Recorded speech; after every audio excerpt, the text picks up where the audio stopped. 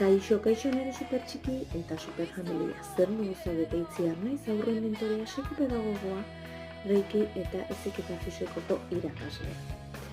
Badakizute gure bizitza mugatzen duten elementu oso garrantzitsuak dira gure sinismenak, bai? Zer uste dugu, bale? Irakurriko dizut esaldi bat eta hortik gehiago ulertuko dizu begira. Prest dauden pentsamendu guztietatik zure inguruneak, zure familia eta zure genetikak aurretik egindakoak aukeratzen dituzu, bai, horietatik. Eta beste batzuk utzi egiten dituzu eta horietan oinarritzen zea bizitzeko. Zein da berri ona?